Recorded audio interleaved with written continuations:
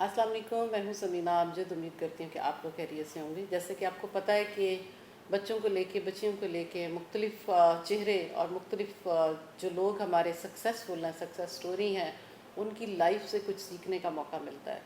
तो आज आपके सामने एक नया चेहरा, जिसको मेरा ख्याल है कि बहुत लोग जानते होंगे, चुगताई लैब से कौन नहीं वाकिफ़। उनकी चुगताई लैब की commercial officer, right, Javeria Khan इस वक्त मेरे साथ मौजूद हैं और आज बड़े ही इम्पोर्टेंट टॉपिक पे हम बात करने जा रहे हैं। पहले मैं उनको वेलकम करती हूँ। अस्सलाम वालेकुम Javeria, thank you very much, अस्सलाम आप वालेकुम। आई, थैंक यू। आपने टाइम निकाला।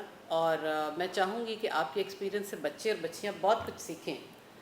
Thank you very much miss Samina for the opportunity and I think ये बड़ा इम्पोर्टेंट टॉपिक है जिसके बारे में आज हम बात करने यस, लगे हैं। मैं ये चाहूँगी कि सबसे पहले आप एक्सप्लेन करें कि ये हमें बच्चों को बहुत सारे इश्यूज होते हैं कि इन्हें समझ नहीं आती कि how to communicate properly, proper appropriate levels होते हैं, कहाँ पे क्या बात करनी है, कैसे करनी है, कम्युनिकेशन स्टार्ट कहाँ से होती है और इसका क्या मतलब है, लोग क्या अंडरस्टैंड करते हैं और असल में क्या है।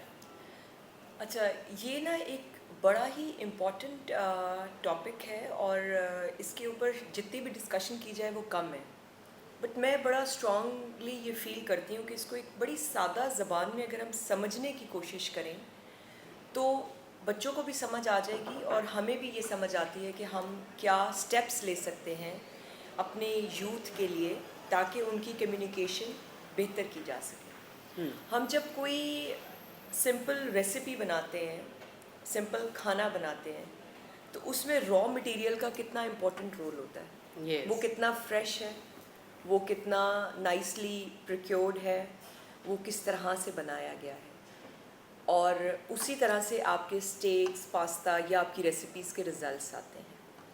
इसी तरह जब हम अपनी बॉडी को फीड करते हैं जो खाना, कुछ अरसे के बाद आपकी बॉडी उसका एक चलता फिरता सबूत बन जाती है। Yes. If you are feeding yourself with carbs, high calorie food, बहुत सारी ऑयली खाने खाते हैं, तो हमें कुछ अरसे में हम उसकी एक मिसाल बन जाते हैं कि what kind of food we eat and what kind of lifestyle we have.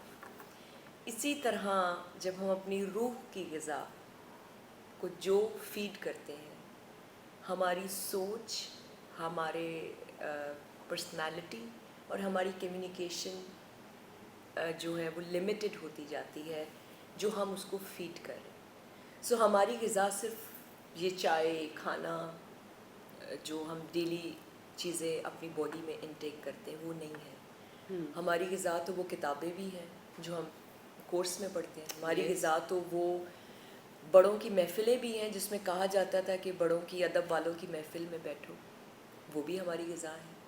सो हमारे रूह की या हमारी सोच की या हमारे दिमाग की ग़िज़ा क्या है? हम जो खाएंगे, जो पढ़ेंगे, जो सोचेंगे, जो सुनेंगे, उसी के हिसाब से हमारी कम्युनिकेशन इम्प्रूव होगी या वीक होती जाएगी। सो मुझे ऐसा लगता है कि हम शायद उन चीज़ों से दूर होते जा रहे हैं। आज समटाइम्स मुझे बच्चे आके कहते हैं कि मिस बोलना सीखना है या आप अच्छा बोल लेती हैं। सो ठीक है, एक गॉड गिफ्टेड टैलेंट हो सकता है, कोई अच्छा बोल लेता है, बट शायद इस बोलने के पीछे बहुत सारे उस्तादों का हाथ है। इस बात करने के पीछे बहुत सारे अदब वाले लोगों की महफ़िल का हाथ है, बहुत सारी अच्छी किताबों का भी हाथ है, क्योंकि उसने मेरी सोच की तश्कील की और उस सोच की तश्कील की वजह से शायद हम बेहतर बात कर सकते हैं, हम बड़े इश्यूज़ पे बात कर सकते हैं, हम डीपर लेवल पे जाके पेनिट्रेट करके किसी बेहतरी की तरफ गामजन हो सकते हैं।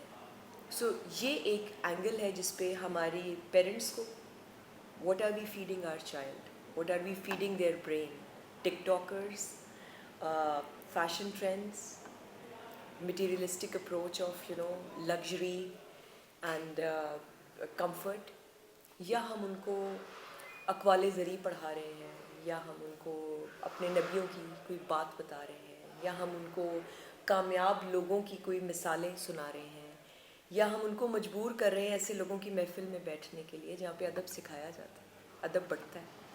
So wow, Javeria, really amazing explanation of communication skills. आप मुझे ये बताएंगी काइंडली कि हम कहते हैं कि हमारा माहौल बहुत मैटर करता है, एनवायरनमेंट जिसको बोलते हैं। आपका क्या ख्याल है कि आजकल के जो बच्चे हैं और आजकल के जो पेरेंट्स हैं वो क्या करें अपने घर में, किस तरह का एनवायरनमेंट दें बच्चों को कि वो वही चीज़ सीखें जो कि वो सिखाना चाहते हैं? क्योंकि मैंने देखा है नॉर्मल घरों में आप अपने हेल्पर्स रखते हैं, उनकी लैंग्वेज ठीक नहीं होती और आप कोशिश भी नहीं करते उनको इम्प्रूव कराने की। तो घर के अंदर रह के जो माएँ अपने बच्चों को घर में रखती हैं और वो खुद शायद इतनी ज़्यादा पढ़ी लिखी भी नहीं होती, चलें ये भी कह रही हूँ, तो वो क्या ऐसा करें कि अपने बच्चों की कम्युनिकेशन स्किल्स को किसी तौर पे किसी हद तक वो उसको बेहतर करने में कामयाब हो सकें, वो क्या स्टेप्स लें? आपने ना बड़ी प्यारी बात की कि कुछ माएँ पढ़ी लिखी नहीं होती।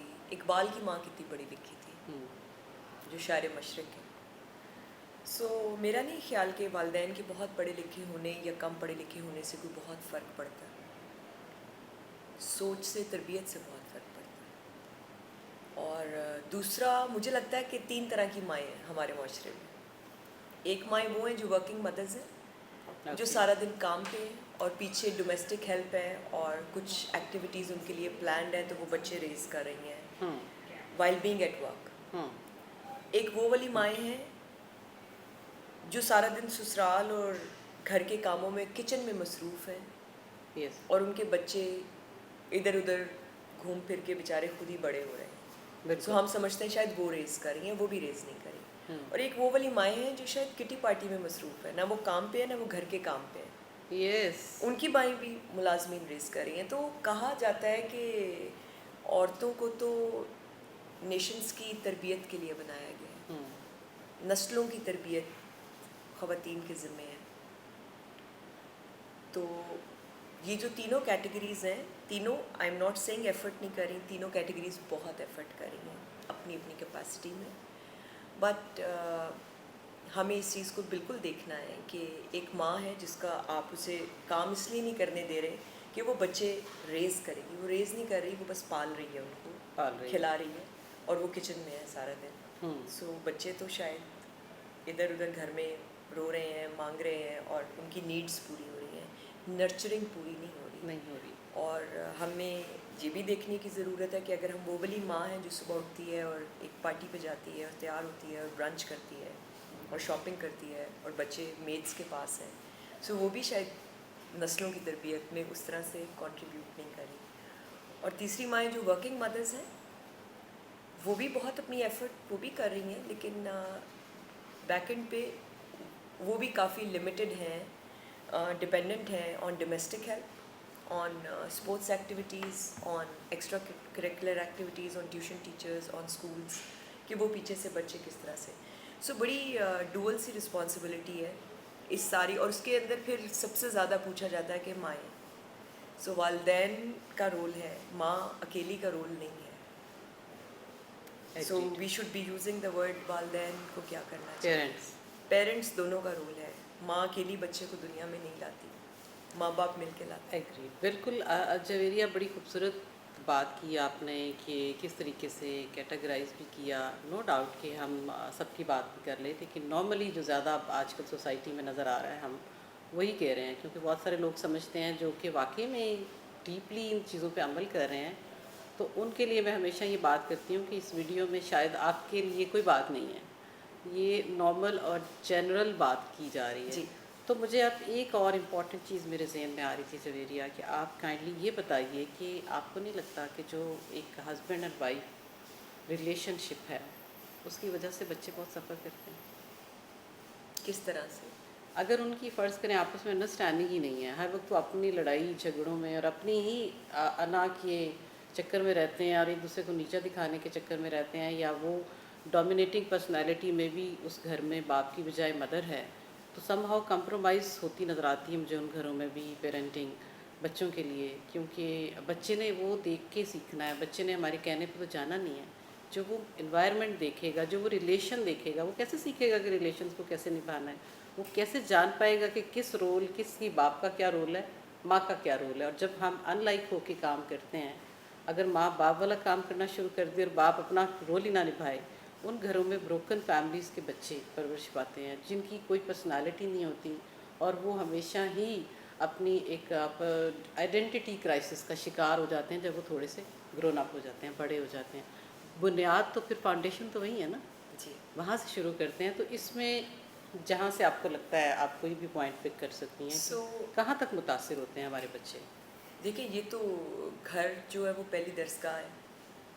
घर से बड़ी चीज़ तो हो ही नहीं सकती। अब घर पे जैसा माहौल देंगे, बच्चों की पर्सनालिटी में उसका बहुत कंट्रीब्यूशन है। हम शायद ज़िंदगी में ये भूल जाते हैं कि मियाँ बीवी तो एक टीम का पार्ट है। ये तो टीम वर्क है।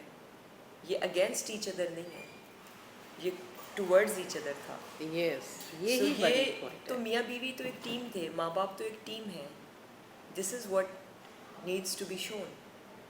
अगर बच्चों को ये समझ आ जाए कि ये टीम नहीं है और ये कंपटीशन है दोनों में, और ये दो डिफरेंट लोग हैं, तो शराजा बिखर सकता है बहुत बुरी तरह से। और बहुत मुश्किल ऐसे बच्चों की ज़िंदगी में होती है जिनके माँ बाप की आपस में अंडरस्टैंडिंग नहीं होती, या बाप ने माँ वाला रोल नहीं किया और माँ ने बाप वाला अडॉप्ट कर लिया, या बाप ने अपनी जिम्मेदारियाँ उस तरह से नहीं निभाई, तो बच्चे डेफिनेटली बहुत बुरी तरह इफ़ेक्ट होते हैं। So one important thing is that we need to understand कि husband and wife are there to complement each other. Second thing, we need to understand that शौहर या बाप की कुछ जिम्मेदारियां हैं जो उसकी प्राइमरी जिम्मेदारियां हैं, जिस तरह कवाम होना, प्रोवाइडर होना, फाइनेंशली, इमोशनली, सोशली प्रोटेक्टर होना, ये तो बाप की जिम्मेदारी है, शौहर की जिम्मेदारी है। माँ की जिम्मेदारी में नर्चर करना। नर्चर करना उसके बाद वो एडिशनली कमा के भी ला रही है, तो ये तो एक एडिशनल बेनिफिट एडिशनल है। है। लेकिन Exactly. प्राइमरी जिम्मेदारी अगर वो नर्चर नहीं कर पा रही, तो ये दूसरा काम उससे कराना ज़्यादती है। और हम बहुत स्टीरियोटाइप भी करते हैं ऐसे घरों को जहाँ पे ये घर टूट चुके हैं, लेकिन हम उन घरों की बात नहीं करते जो नज़र तो आ रहे हैं कि वो टूटे नहीं हैं, लेकिन वो अंदर से बहुत टूटे हुए हैं। Yes. उनके बच्चे भी बहुत बिखरे हुए ऐसे ही, होते हैं। बिल्कुल। Javeria, very well said. मैं आपसे इसी से एक रेलेवेंट क्वेश्चन मेरे जहन में आया जो मैं आपसे पूछना चाहूँगी कि बहुत सारे पेरेंट्स की ये एक उनकी फीडबैक होती है कि वो ब्लेम करते हैं, अकाउंटेबिलिटी खुद पे नहीं लेते हैं, और वो ये कहते हैं कि हम तो अपने बच्चों को अच्छे से परवरिश करना चाहते हैं, लेकिन जो ससुराल का सिस्टम है, घर में इंटरफेरेंस है दूसरे रिलेशंस की, उनकी वजह से हम अपने बच्चे को उस तरीके से वो कम्युनिकेशन स्किल्स और उनकी परवरिश और उनकी नर्चरिंग नहीं कर पा रहे जो कि हमारी पर्सनल विश थी कि हम उनको ऐसे रखें। इस बारे में आप क्या समझती हैं? कि मैं तो ये समझती हूँ कि बच्चा घर के बाद सोसाइटी में मूव करता है, तो जो ये लोग कहते हैं कि हम घर में ही किसी को दखलंदाजी, या दखलंदाजी भी ना कहें, मतलब मुख्तलिफ लोग हैं, दादी और लैंग्वेज बोल रही है, पप्पो और लैंग्वेज बोल रही है, पंजाबी है, उर्दू है, कुछ और है, तो ऐसे माहौल में जो बच्चा परवरिश पाता है और जब वो फिर बाहर सोसाइटी में निकलता है, फिर तो वहाँ पे तो बहुत सारी इंटरफेरेंस होगी। तो आप क्या कहेंगी इसको, इस पॉइंट को लेके? आई थिंक सोशल फैब्रिक में ये चैलेंज है जॉइंट फैमिली का, एंड इसके ऊपर बहुत इंटरफेरेंस है और पेरेंट्स उस तरह से नहीं रेज कर पाते। सो बैक टू बेसिक्स, तो यही कॉन्सेप्ट था ना कि आप इंडिपेंडेंट रहें और अपने फैमिली को इंडिपेंडेंटली रेज करें। चूँकि हमारे मुल्क में इस चीज़ का उस तरह से कॉन्सेप्ट नहीं है, हमारे मुल्क में इसकी उस तरह से अलाउंस नहीं है, गुंजाइश नहीं है, तो इसके साथ चलना है हमें, हमारी नस्लों को चलना है इसके साथ। तो इसके बहुत सारे प्रोज भी हैं। सिर्फ कॉन्स की बात करती है ना, ख़वातीन गिला करती हैं, मतलब जो मर्द हैं वो भी गिला करते हैं कि जी ये रीज़न हुआ। इसके बहुत सारे फ़वाइद भी हैं जिसको कोई नहीं देखता। फ़वाइद में बुज़ुर्गों का प्यार है, बुज़ुर्गों की शफ़क़त है, बुज़ुर्गों की बताई हुई अच्छी बातें हैं जो बच्चे सीख रहे हैं। लाजमी नहीं है कि बुज़ुर्ग सिर्फ बुराई सिखा रहे होंगे, वो बहुत अच्छी चीज़ें भी सिखा रहे हैं। बुज़ुर्ग जब घर पे होते हैं तो बहुत बरकत और दुआ भी होती है। बुज़ुर्गों की वजह से बहुत सादा ज़बान में कहें तो घर की एक किस्म की ज़िम्मेदारी या राखा भी होता है कि वो घर पे बैठे हैं, घर पे बड़े बैठे हैं, बिल्कुल, यू आर एट वर्क, घर पे वालदैन हैं। सो इसके बहुत सारे एडवांटेजेस भी हैं। कोई भी चीज़ आइसोलेशन में हम स्टडी नहीं कर सकते, कोई एक चीज़ के सिर्फ नुकसानात नहीं हो सकते। अगर कुछ नुकसानात हैं तो उसके बहुत सारे फ़ायदे भी हैं। फ़ायदे भी हैं, बिल्कुल। जवेरिया, आप एंड पे क्या कहना चाहेंगी उन माओं को, उन पेरेंट्स को, सिर्फ माओं को नहीं, हम पेरेंट्स का लफ्ज़ यूज़ करते हैं, कि वो कौन सी चंद एक इम्पॉर्टेंट चीज़ें जो वो अभी तक नहीं कर रहे, न्यूली वेड हैं, कोई न्यूली मैरिड हैं, या कोई उनका कोई शायद 5-7 साल हो गए हैं, फर्स्ट बेबी है, वो किस तरीके से कौन से स्टेप लें कि वो कॉन्शियस पेरेंटिंग कर पाएँ इस सोसाइटी में रह के, जो कि बहुत चैलेंजेस हैं, जो कि हमारा आजकल का आईटी का दौर है, सोशल मीडिया का दौर है, ये भी बहुत सारे चैलेंजेस, इसमें भी लैंग्वेजेस गलत सीखते हैं, स्लैंग लैंग्वेज सीखते हैं बच्चे, जो देखते हैं टाइम गुजारते हैं उस पर स्क्रीन पे, उनको कैसे वो कंट्रोल कर सकते हैं और किस तरीके से वो इस अपने बच्चों की परवरिश में एक पॉजिटिव पेरेंटिंग की तरफ आ सकते हैं और उनको अवॉइड करके और अपना फोकस्ड पेरेंटिंग, क्योंकि मैं समझती हूँ कि एक तरफ जब बहुत जोर लग रहा है सोसाइटी का, सोशल मीडिया का, तो दूसरी तरफ हम गिव अप क्यों कर जाते हैं एज पेरेंट्स? इसके बारे में आप थोड़ा सा क्या कहना चाहिए? आई थिंक मैं समझती हूँ कि हर माँ जो होती है या हर वालदैन जो हैं वो अपनी बेस्ट एफर्ट करते हैं। हम्म, कोई भी वालदैन नहीं चाहते कि उनकी औलाद जो है वो किसी से कम रहे या किसी गलत चीज़ को अपनाए या सीखे। Hmm, every parent tries to be the best version of parents. Yes, so हर माँ कोशिश करती है। मैं तो अपने आप को इतना इन्वॉल्व या इतनी अच्छे दर्जे पे नहीं समझती माँ होने के। कोशिश ही होती है, और कोशिश में ये जो टाइम आ रहा है ये बहुत डिफ़िकल्ट टाइम है। बिकॉज़ पहले तो बच्चों के पास गली मोहल्ले तक का एक्सेस था ना, घर से बाहर नहीं जाने देंगी तो बच्चा कुछ गलत ज़बान ना सीख ले, हम्म, तो हम रोक लेते थे, माएँ रोक लेती थी मगरिब के बाद नहीं जाना। अब तो बच्चे के पास दुनिया के हर कोने की एक्सेस है। यस, कनेक्टिविटी इतनी आसान हो गई है, हर तरह के कंटेंट की एक्सेस है। पहले इंटरनेट कैफ़ेज़ होते थे, हम्म, अब तो हर बच्चे के फ़ोन पे एक्सेस है। यस, सो आई थिंक उसमें सबसे इम्पॉर्टेंट ये है कि बच्चों के साथ टाइम गुजारें, उनके दोस्तों को जानें। हम्म, आपको अगर आप उनके दोस्तों से नहीं मिले हुए, उनको मिलें, उनको घर आने की इजाज़त दें। अगर वो कहें कि वैसे दोस्त नहीं है, हम घर नहीं ला सकते, then that means it's a question mark। हम्म, आप उन बच्चों से दोस्ती करें। आपको बच्चों की सोबत का पता होना चाहिए कि वो किन में उठ बैठ रहे हैं, और जितना हो सकता है वक्त गुजारने की कोशिश करें।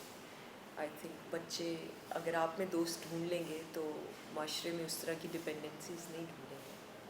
yes, ये तो है, वांट उनकी रह जाएगी ना, हाँ। वो ढूंढेंगे, कमी रह जाएगी, फिर वो उन्हीं जगहों पे तलाश करेंगे। जवेरिया, दिल तो नहीं कर रहा कि मैं अपनी इस कन्वर्सेशन को बंद करूं, लेकिन you know that I know कि यू आर बिजी, आप you have a session, so good luck for your session and thank you very much, thank you very very much कि आपने इतनी यूज़फुल बातें की हैं कि आई होप कि बहुत सारे हमारे पेरेंट्स जो हैं वो सुनेंगे, और जिस भी किसी को लगे कि इसमें से ये पॉइंट उसको उसने नहीं किया अभी तक, जो स्टेप नहीं किया, आप ज़रूर लें।